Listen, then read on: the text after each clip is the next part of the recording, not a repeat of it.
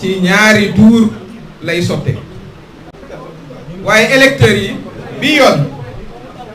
benn voyage la ñu décidé dégager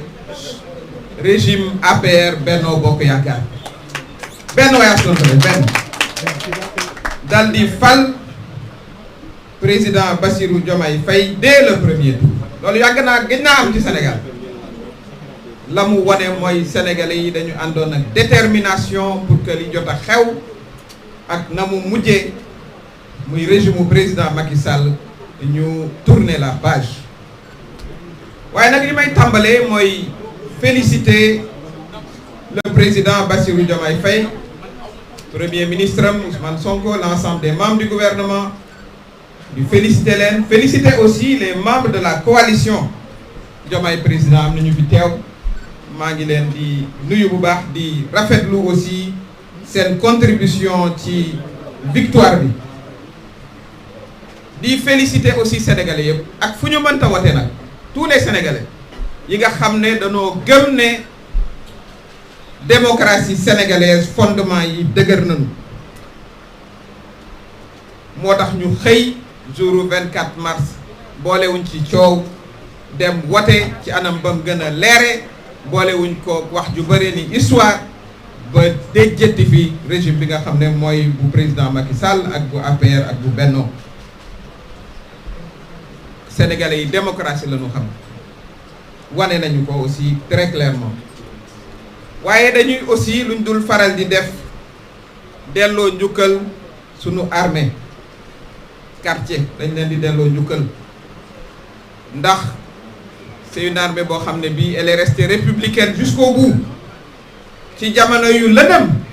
ci politique gu Sénégal ñoom boolewuñu ci liste yi nga xam ne en Afrique coup d'état militaire am na fi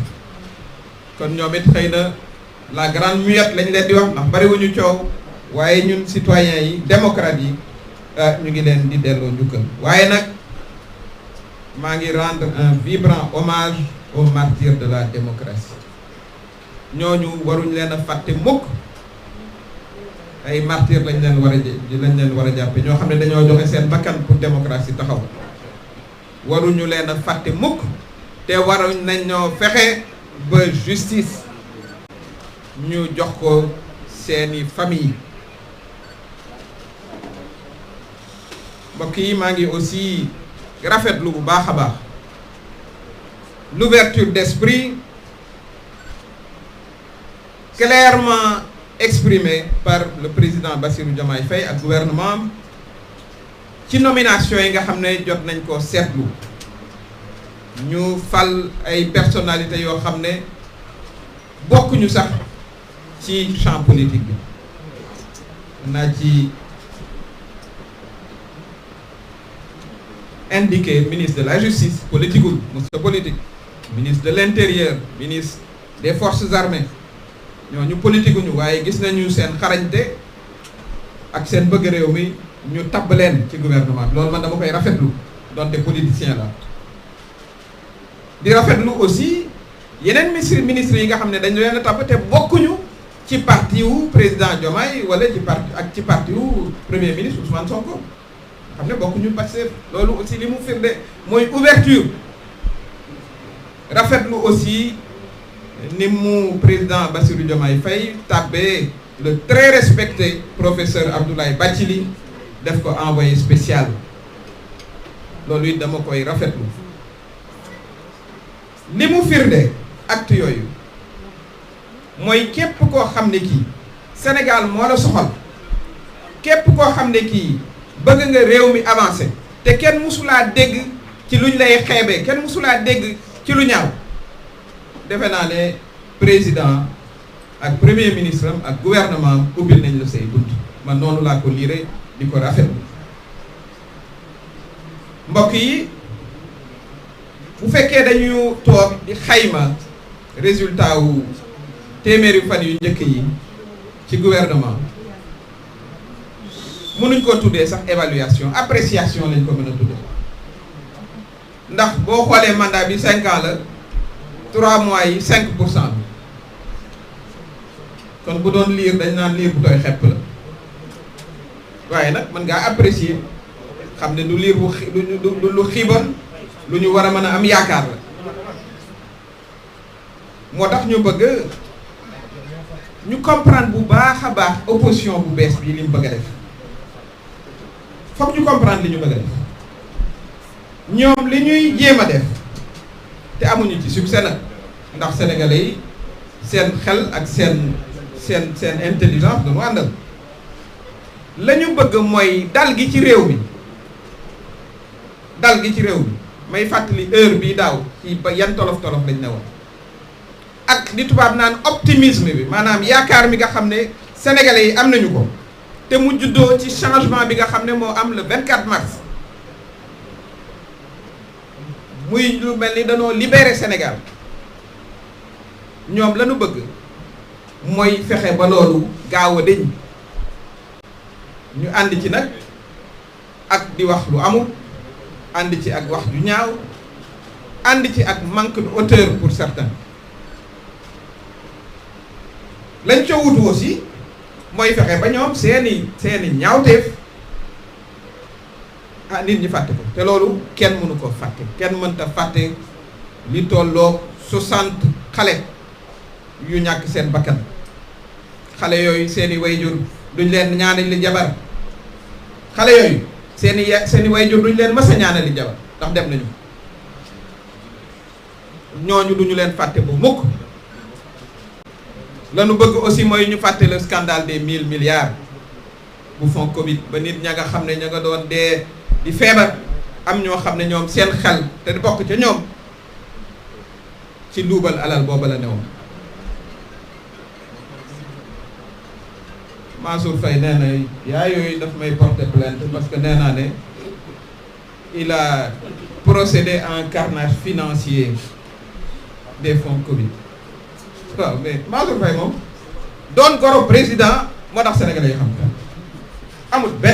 leneen loo mën a signaler ci CVM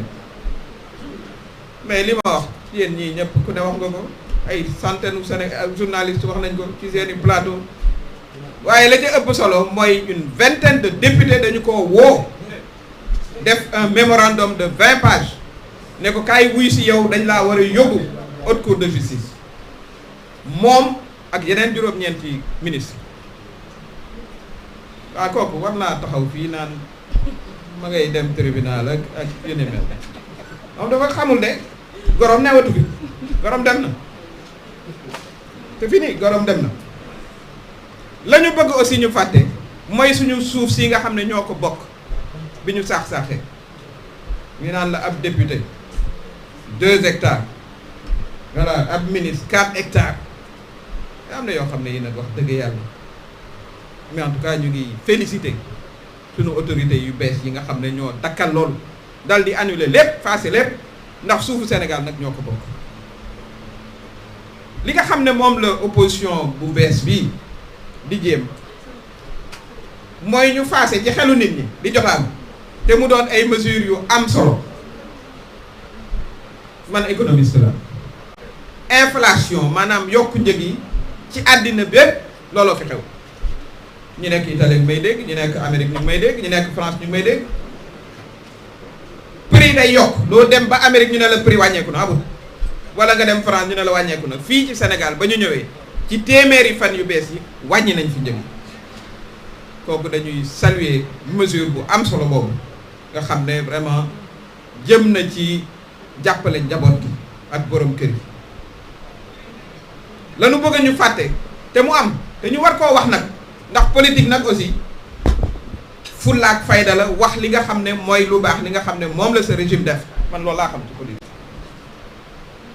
41 milliards yoo xam ne yii dañu koo fay ñi nga xam ne ñoo ne woon ci mbay mi opérateur agricole yi 41 milliards waaw loolu ci téeméeru fan te bor ba doonoon yi ati te l'essentiel des Sénégalais di dundee mbay kooku il faut le saluer il faut même féliciter vraiment suñu autorités yi ci loolu la ñu bëgg aussi ñu fàtte mooy dañu fee bàyyi ay bor pour étudiants yi fayuñu ko ba ñuy dem ku ko fay gouvernement bu bees bii ñoo ko fay. Mbourkat wax naa ko ñu nangu lépp nag delloowaat ko askan wi parce que suufu Sénégal nag ñoo ko bokk. war nañoo dem nag ba xam bés bu ñuy def lotissement yan critères la ñuy teg en place pour que képp kuy sénégalais vraiment bu ci sa chance nekkee nga mën ko am. ñoo xam dañuy tirer au sort bu ñu définir ay critères yi beral loxo ña nga xam ne ca gox ba nag ñoom ñoo fa nekk mais sénégalais yépp ñu yem ci suufu Sénégal. la ñu bëgg aussi ñu fàtte ko te ñu war di ko fàttali mooy président Bassirou Diomaye Faye ca campagne ba dafa ne woon man buñ ma falee damay tekki samay ndombo tànk ca parti ba mu bokk mu def ko loolu am na solo te dee njaaxaanaay gouvernement bii ñuy wax mais gouvernement rétréci la di tubaab naan dañoo rationaliser ministères yi loolu yëpp pour yaxanal alalu réew mi la yóbbu ko ci priorité yi lu ñu daan gis bu njëkk 40 et quelques 45 ministères gis nañ fi gouvernement wu 45 ministères gis ay ministres auprès de ministres loolu gis nañ ko fii waaw loolu yëpp jeex pour rationaliser loolu aussi foog ñu koy wax fàttali ko suñu mbokk sénégalais yi ñu xam loolu la ñu bëgg aussi ñu fàtte mooy gouvernement bi dafa jël ay actions yu am solo ne dañuy renégocier waat les licences de pêche dem naa ne acteurs u pêche yëpp d'accord nañ ci ndax nañ doon joxee pêche yi licence de pêche yi amuloon benn transparence defe naa ne loolu jën ñu am 800 kilomètres de côte jën pêche dafa di secteur bu am solo mënuñoo jox suñu licence yi rek sur des bases obscures xamuñ kan mooy napp voilà suñu pêcheurs yi ñoom toog dem géej di gën a sori ci biir géej gi pour am lu ñu dunde kon loolu bu ci gouvernement bi jëlee ay mesures yu am solo dañ koy féliciter dañ koy saluer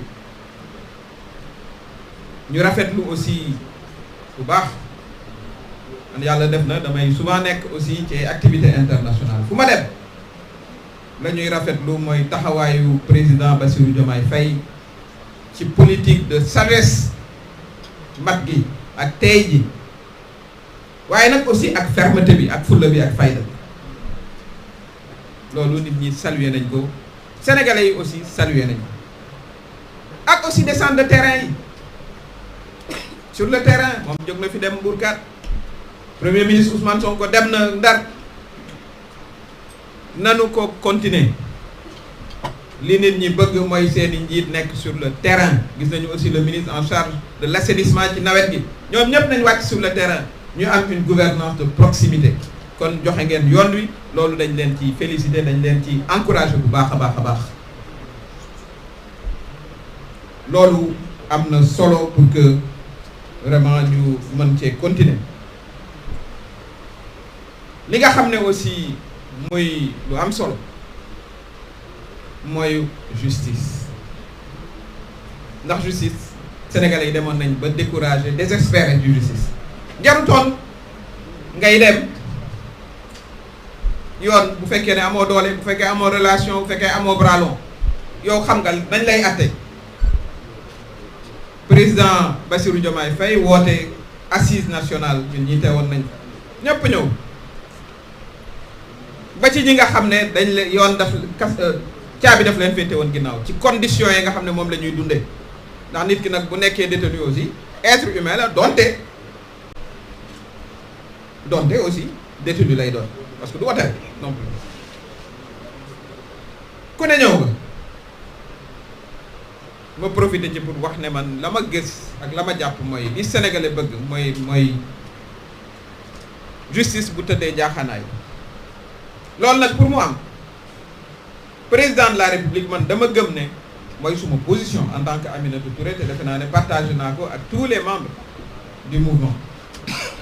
mooy président de la république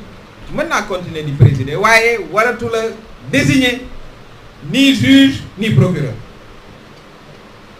loolu dañ koy jox comité boo xam ne ma nga ca biir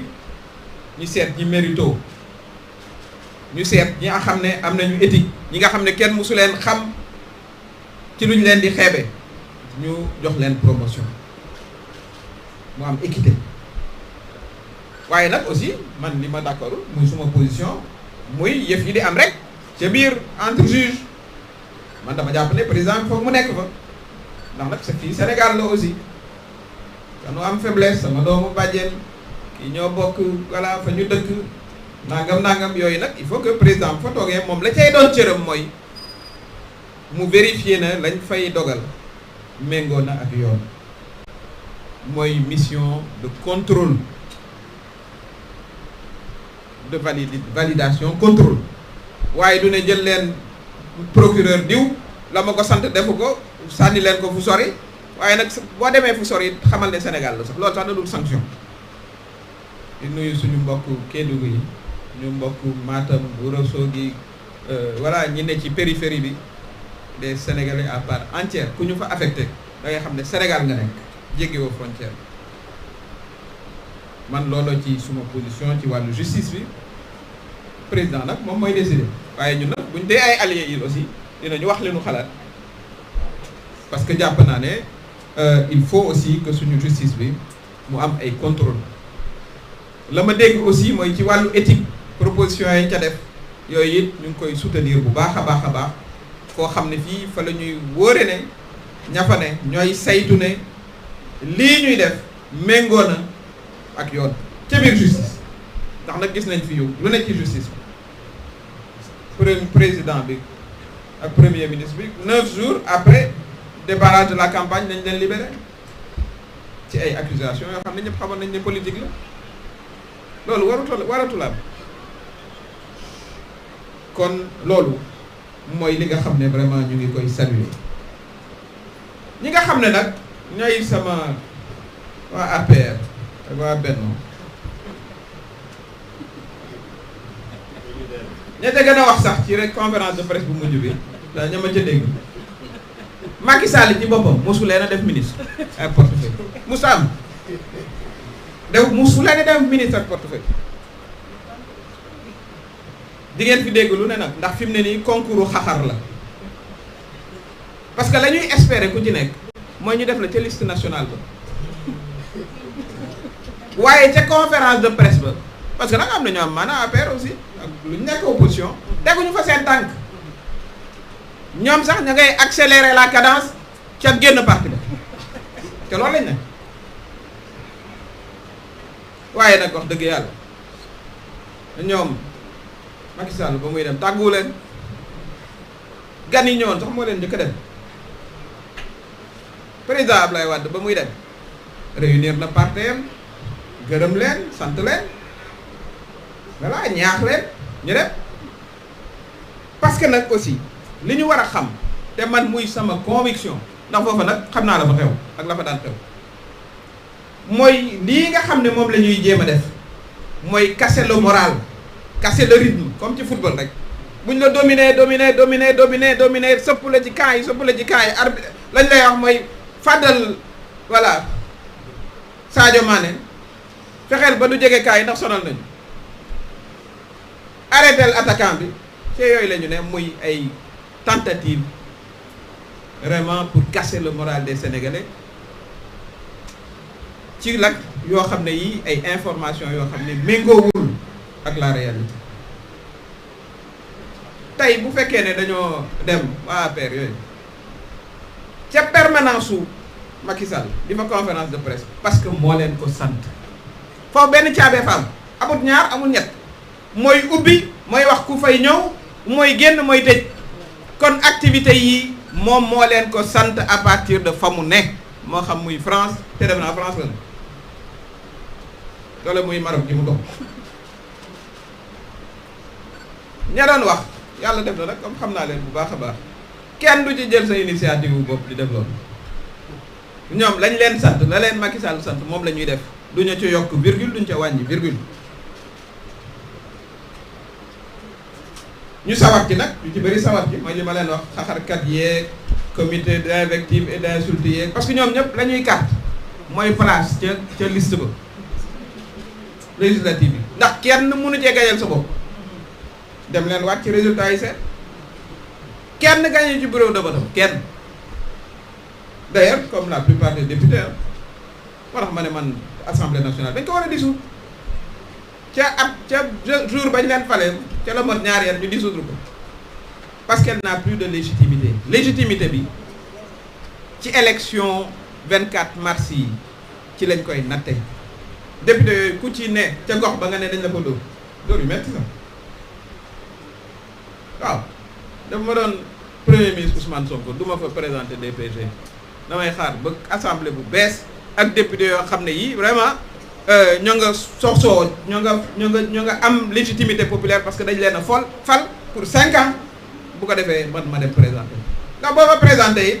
mën naa la wax ni député ya nga fay fekk ñoom ñëpp ci assemblée bu bees bi doo leen gisaat da ngay defaat beneen DPG ndax ñu xam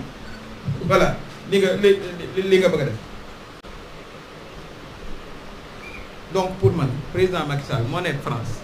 di leen jox ay instructions parce que nag lu ne def na ko fi pour am 3e mandat ba ñu paree mu ne report de l'élection parce que bàyyiwul man loolay sama conviction moom li mu bëgg mooy voilà wax leen voilà donte li ngeen di wax sax sori na dëgg wax leen rek bu ko defee ngeen jaxase xelu Sénégalais yi jaxase xelu jeunesse bi bu ko defee man ma am porox ndoll bu ma mën a jaar pour seet nu may ñëwaate loolu mooy stratégie bi comprendre nañ ko de comprendre nañ ko bu baax a baax te loolu du fi prospérer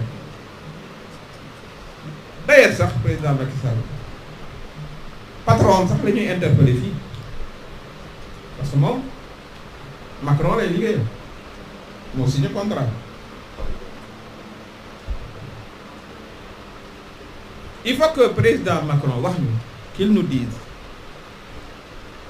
parce que dafa am incompatibilité mënoo nekk chef d'un parti de l'opposition ak parti rek d'une manière générale avant muy dem la exiger ñu fal ko président wu APR yéen a koy fàttaliku avant muy dem ba noppi nag bëgg a nekk envoyé spécial de Macron loolu bu continuer dañuy jàpp ne France moo ko ci jàppale France mooy def une immixtion dans les affaires intérieures du Sénégal donc voilà nous interpellons directement wax ko ci tubaab le président Macron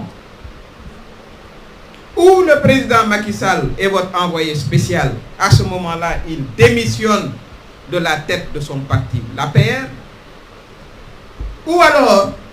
il démissionne du poste d'envoyé spécial qu'il occupe auprès de vous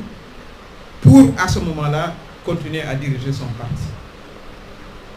Les deux ne peuvent pas se faire en même temps. Et si cela continue, nous considérerons qu'il s'agit d'une immixtion grave de la France dans les affaires intérieures du Sénégal. Voilà ce qui doit être clarifié, Monsieur le Président Macron, sans délai. Et puis président, et puis Macky Sall, ça faut que nous sachions. Parce que loi bi nee na dañ koy fay 9 millions. Nañu wax est-ce que mu ngi fayee ko 9 millions yi. Nañu wax est-ce que ma nga ak aide de camp ba garde du corps bi sur les frais du Sénégal pendant que vous travaillez pour le président d'un pays étranger. Loolu musul am. Musuma ko gis ci àddina te moom nag moo doon le commandant en chef de nos armées suñu secret militaire yi moo ko yor suñu cartographie des ressources moo ko yor xamuñ lu mu cay def nag te moo tax ñu koy fay en tant qu'ancien président pour que vraiment mu mën a toog noppalu bañ a dugg ci yoo xam ne yi vraiment du cëra kon loolu interpellation bu ñu koy def la bu fekkee da nga jàpp ne soxlatoo statut ancien président ak la mu àndal kon tegal pay mi tegal garde du corps yi tegal aide de camp bi tegal lépp dem nag sa naataango bu woon di la fay comme sa droit la sa décision waaye ñaar ñi moom mëntaan mbokk yi man li ma jaaxal ci mbir mi sax mooy les tenants d'un régime yi nga xam ne li nu indi ci tiis ci réew mi ci souffrance naka la ñu mën a continuer di wax comme si voilà Sénégal yëpp dañoo toxu bàyyi leen réew ak li fi xewoon yëpp fii li fi xewoon ci Sénégal fii milliers de jeunes yi nga xam ne ba tey ñu ngi traumatisé ñi ma leen wax xale yu bari yi nga xam ne ONG yi estimé nañ une 60aine de jeunes yu ñu boom ñooñu seeni seet du ñu mës a céetal kenn du leen ñaanali jabar ñooñu dem nañ ba faaw waaw loolu yëpp ngeen am ko ci seen ndodd demu leen baal lu sénégalais yi àq def introspection ngeen jël micro yeeg rajo yi di wax mais c'est inadmissible. foog ñu wax leen seen bopp foog ñu wax leen seen bopp. D'ailleurs ñun dañuy am solidarité bu mag ak les familles des victimes man dama jàpp ne assemblée bu bees bi dafa war a dindi ba mu set la loi d'amnistie ba mu set wecc ñu seet ana ña ko commandité woon ana ña exécuté woon ba xale yooyu ñàkk ci seen bakkan yoon dal seen kaw parce que nee nañu il faut réconciliation mais il n'y a pas de réconciliation sans vérité. ñooñu ay dañoo am ndey ak i baay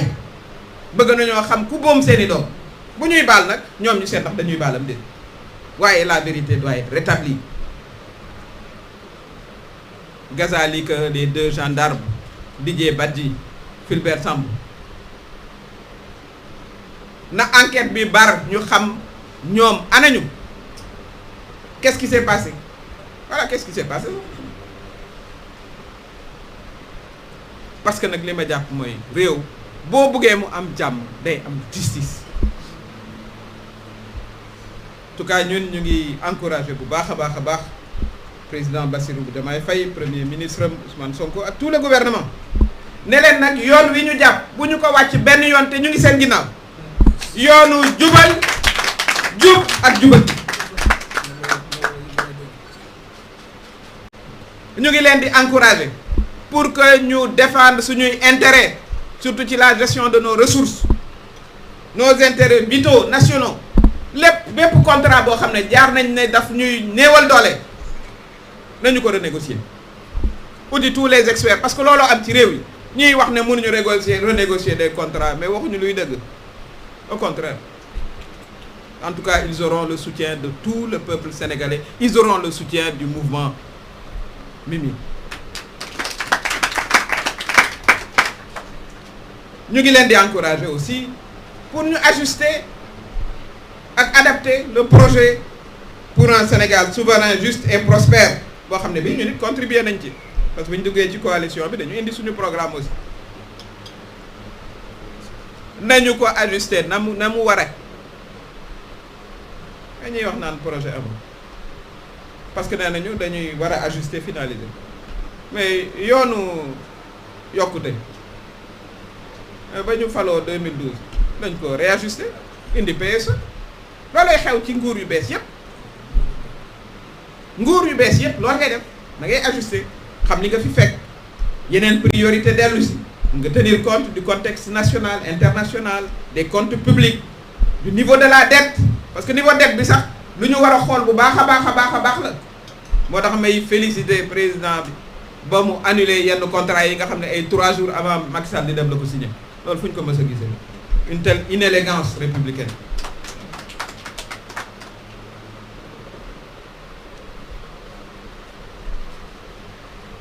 ci gàttal monsieur le président de la République monsieur le premier ministre mesdames messieurs les membres du gouvernement. ñun jàpp nañ ne yéen a ngi ci yoon bu baax bi vous êtes sur la bonne voie ñu ngi leen di assurer suñu soutien total entier lépp lu ci suñu warugar ak suñu wareef dinañ ko ci def notamment défendre les actions importantes yi nga xam ne jël ngeen ko ñoom nag ñoo bëgg koo suul waaye suul kër mënu ko tere feeñ nanu continuer en tant que ñun dañoo àndoon ak yéen campagne ba fajar kon duñu nangu kenn kuy ñëw bëgg rek defe ne ci wax ju bari ak jàpp ne sénégalais yi voilà dañu jàpp ne comme on est un peuple qui oublie qui pardonne voilà bu wax ji baree rek danañ mën a suul jëf ju baax ji ba noppi surtout ñu fàtte ñaawteef yañ defoon ñoom. ñu ngi leen di encourager ci la reddition des comptes képp ku fi lubal alalu askan wi nanu ko leeral dañ ko leeral. Qui porte plainte Mansour Faye mais j'espère que ci plainte bi xanaa dégg na Aliou Sall parce que la Aliou Sall wax waxuma un dixième bi man dañuy xaar plainte am bi contre lui moom ak yeneen joñam vous avez le soutien entier de notre mouvement et du peuple sénégalais la ngeen ca war a def yépp def leen ko ci.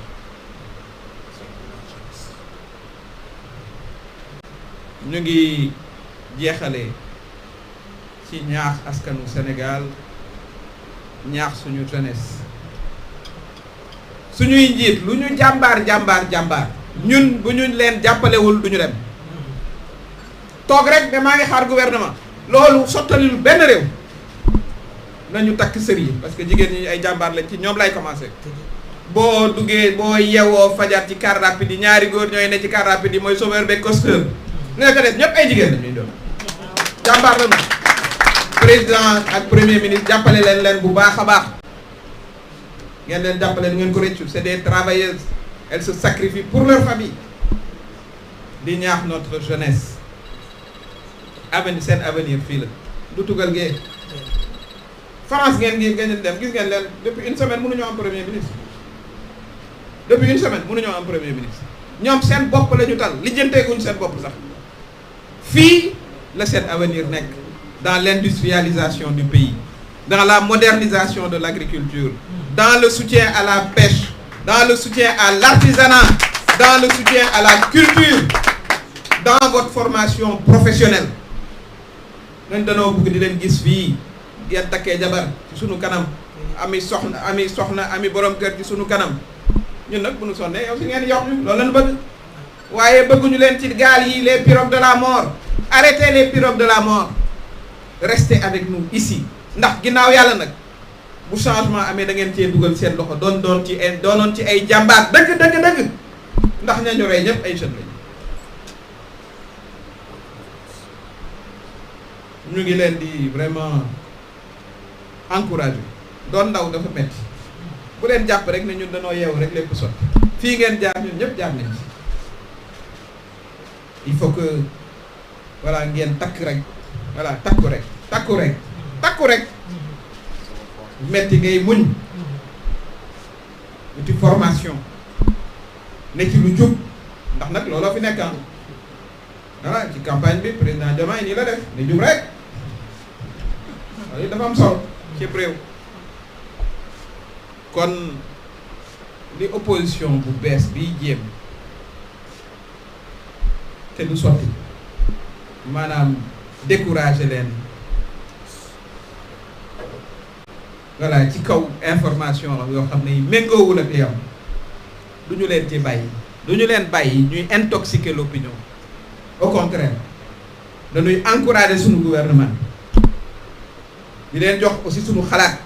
ci xalaat boobu bokk na ci ñuy dem à la base ci comité de quartier yi population yi aussi dugal seen loxo waruñoo toog rek ñu ne président day ñëw premier ministre day ñëw pour set setal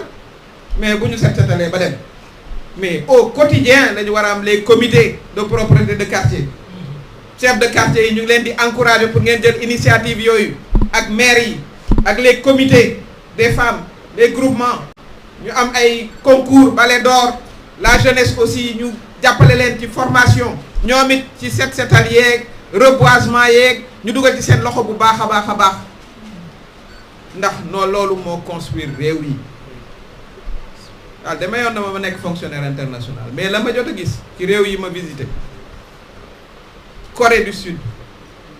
dégg ngeen guerre 1954 dañ leen a rasé woon Dien rasé tey ñu bokk ci puissance yi gën a mag kenn jógewul bitim réew ñëw di développer seen réew dañoo takk seen digg ba indi seen réew yi fii kon c'est possible c'est tout à fait possible te dinañ ci ànd ak yéen incha allahu rabbi loolu moo doon li ñu bëggoon a waxtaan ak yéen defe naa ne ñëpp dégg nañu wolof fii war nañoo mën a waaw est-ce que soxla nañu tubaab bi ça va être un résumé parce que defe naa ne li ca ëppoon solo wax nañu ko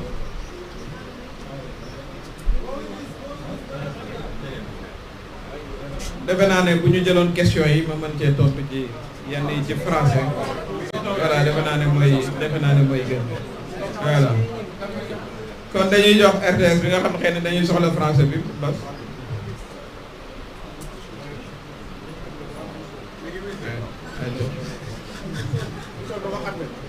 C'est bon, s'il y a quelqu'un,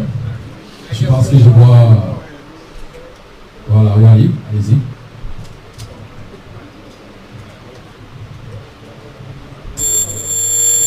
Rapidement. Bonjour tout le monde. Bonjour Madame la Présidente. J'ai 4 questions pour vous. Allez-y, rapidement. Madame la Présidente, Allez-y. le Président de la République, lors de sa rencontre avec quelques-uns de nos confrères, a évoqué la question sur les fonds politiques. Donc, quel est votre avis sur les fonds politiques? C'est ma première question. Madame la Présidente, êtes-vous pour ou contre la présence du Président de la République au Conseil supérieur de la magistrature? Allez-y.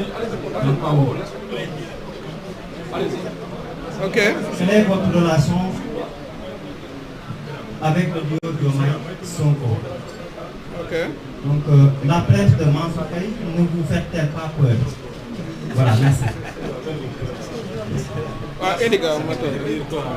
Madame la Présidente répond, s'il y a possibilité de prendre une question.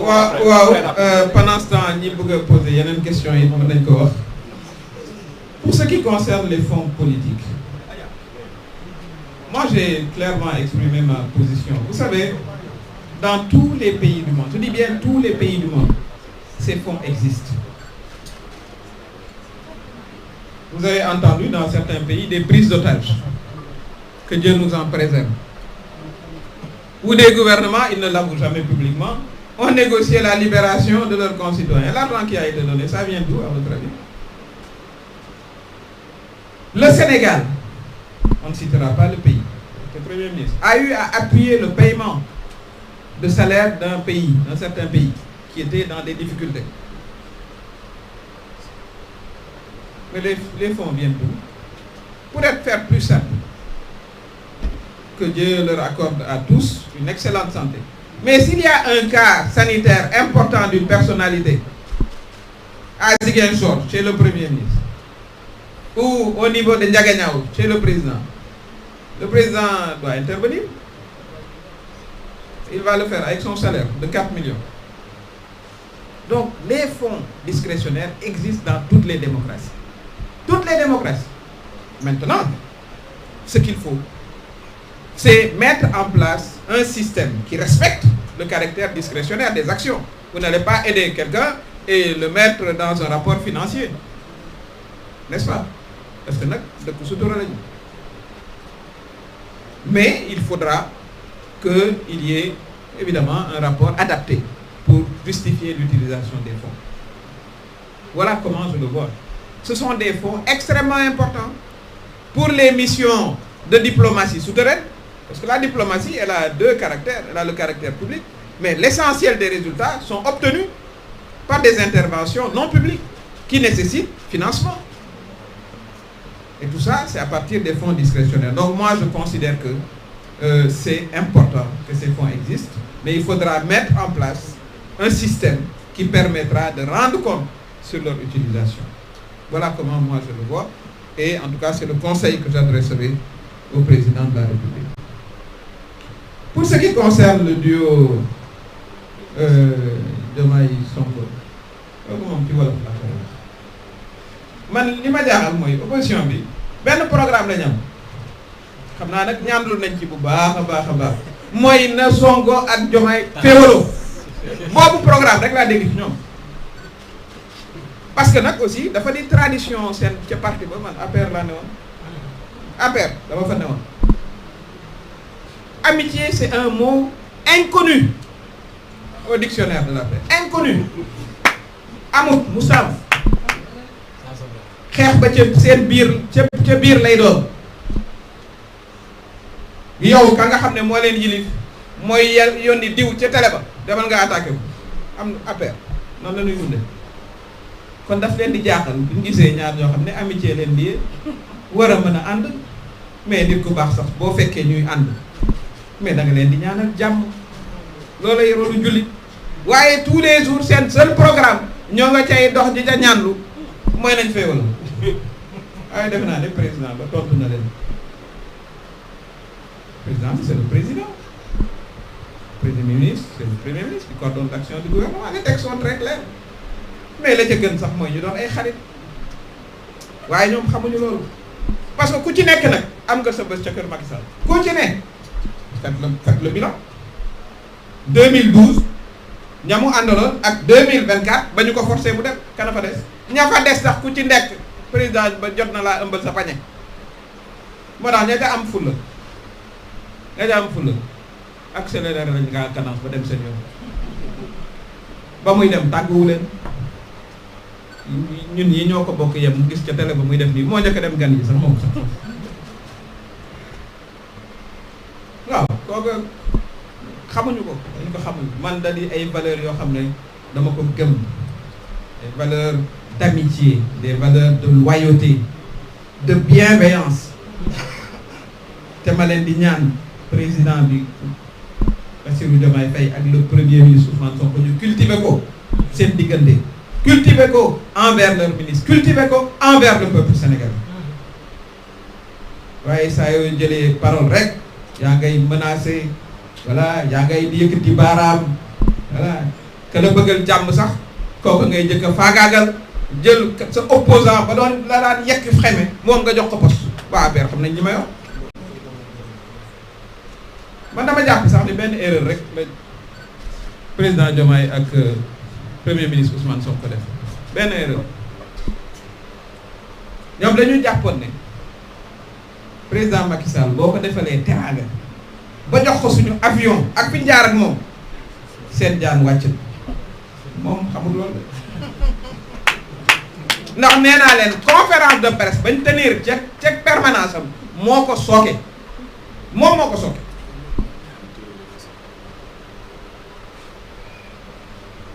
kon ñu ngi ñaan seen diggante yàlla dëgërul ko yàlla dàqal leen seytaane ndax seytaane dafa bëri doole seen entourage aussi liggéey ci parce que yu ci bëri aussi entourage ñoo ko yàq ci aussi 100 jours yi la ma ca aussi apprécier mooy gisuma lañ gisoon la ñu xamoon mooy l'envahissement des familles yal na yàlla aussi jàppale leen ci bu baax a baax moo may ma wax ci plainte Mansour Faye ndax ragal naa plainte Mansour Faye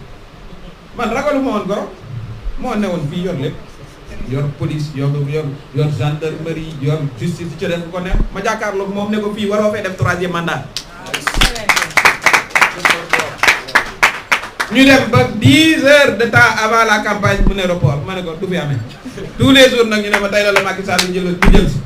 moo génn réew mi bàyyi ma fii bàyyi fi Sénégal kon bu goroom Mansour Faye vraiment moo may inquiété moom nag yàlla dafa def moom xam na ko benn qualité la am mooy être le beau-frère du président wax leen ma beneen Aliou Sall ko wax ñoo bokk seen kër Aliou Sall ko wax ma d'accord ci nag amul beneen qualité du ci njàng du ci expérience du ci éloquence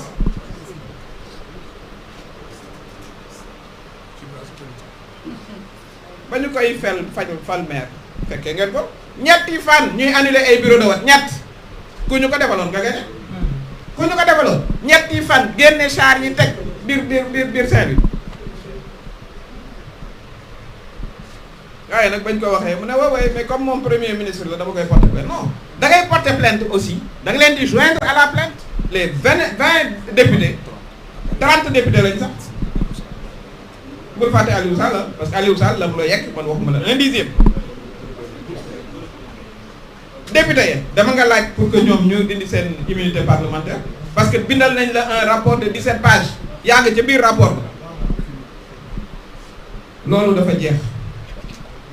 malheureusement dafa am ñoo xam ne moom ci la bokk yeewoogul xamul ne ci beneen Sénégal la ñu dugg depuis le 24 mars fii justice bi doo toog ndar ne leen tëjal leen ma kii voilà condamné loolu jeex na c'est terminé kon ñu ngi koy xaar le 27 juillet te tribunal na fexe nag ba bu ñëw na indi déclaration de patrimoine am ak waa këram fii au Sénégal ak à l'international ñun kon loolu mooy li nga xam ne may ñu waaw may ñu kon loolu mooy li nga xam ne mënoon na koo wax ci mbir mi. Conseil supérieur de la magistrature wax naa ko ancien ministre de la justice là, ancien garde des Sceaux. Bon, on est entre Sénégalais aussi hein, wax naa ko sax sama doomu bàjjen dafa am solo. Voilà, je considère que la présence du président de la République est très utile. Par contre, je récuse toute possibilité pour lui de choisir les juges ou les procureurs. Il ne doit pas intervenir dans la carrière des magistrats. Cela doit être confié à un comité ad hoc compétent pour le faire, et lui, il aura le contrôle de conformité, s'assurer que tous les critères sont pris en compte. Moi, c'est mon opinion personnelle. Maintenant, ce que fera le président Bassirou Diomaye Faye, lui seul le sait. En tout cas, moi, c'est personnellement ce que je pense.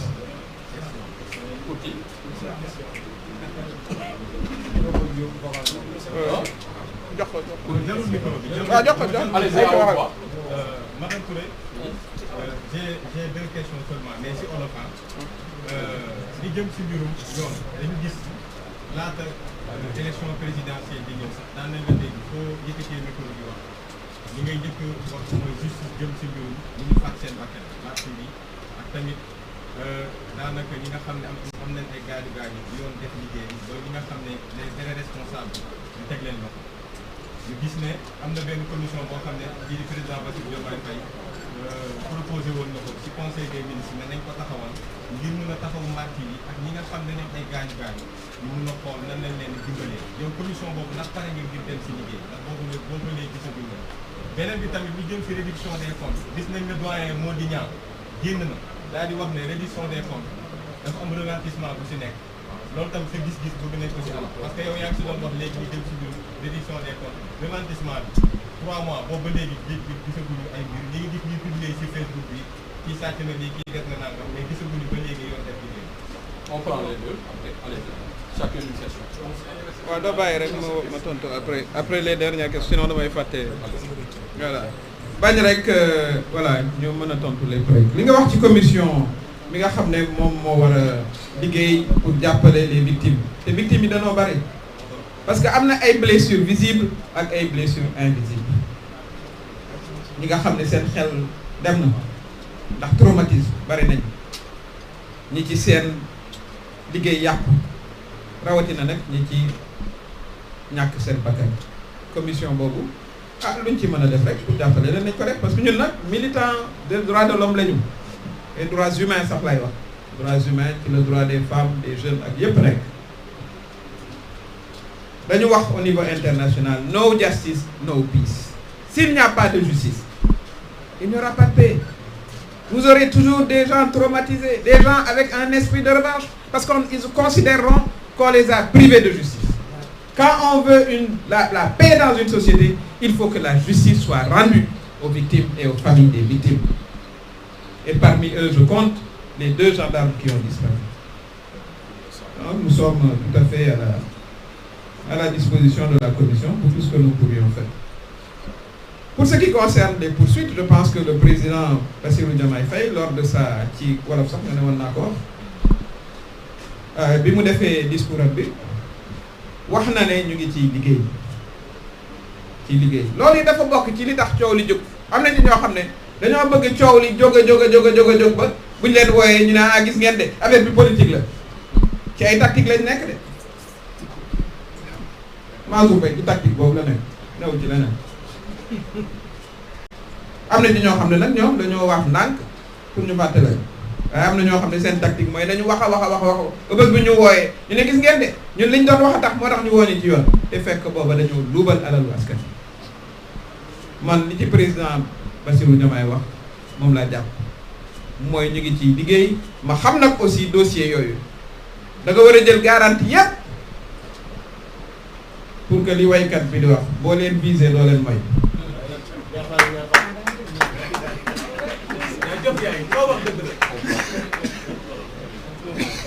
kon loolu mooy liñ ci bëggoon a wax ak commission bi wolof la français laa ko waxee woon li nga xam ne moom lay jagleel victime yi waaw boobu moom luñ ci mën it muy personnellement danañ ko ci def ci jàppale ci xalaat parce que nag bari na ñoo xam ne ñii ba tey ñu ngi am traumatisme ñi seen liggéey yàqu na rawatina nag ñi nga xam ne ñoom dañ cee fan.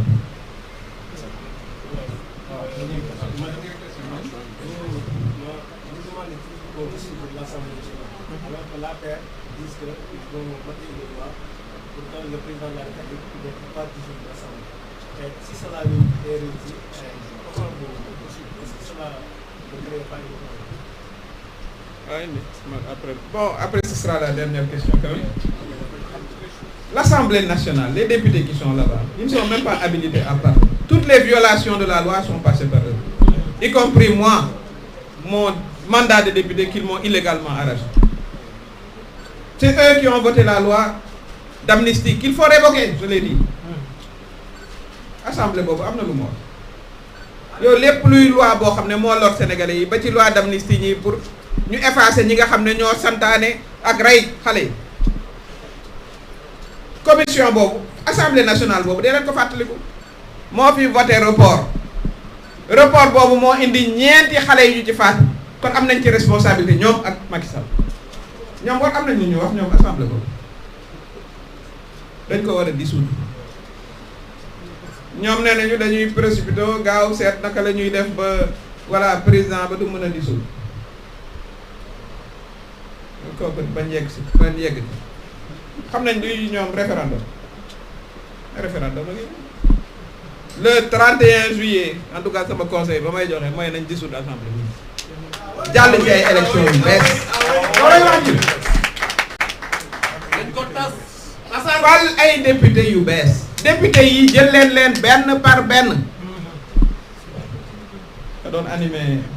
conférence de presse bi daf leen seet bureau de vote la fa jot a xew dañ leen a dóor ñoom ñëpp dóor yu metti sax kon loolu mooy li nga xam ne moo am ñuy woo sénégalais yi aussi bu ñu wootee élection yu bees ñu jox ñu une large majorité ñu mën a réformer réew mi ñu mën a gën a tegaat réew mi ci yoon ñu mën a jëflante nag aussi ak ñi yóbbu suñu xaalis dañ naan luubal voilà waaw te pour ba ngay bës kay mu mën a génn. asalaamaaleykum c'est Daouda Wali Feeling Dakar.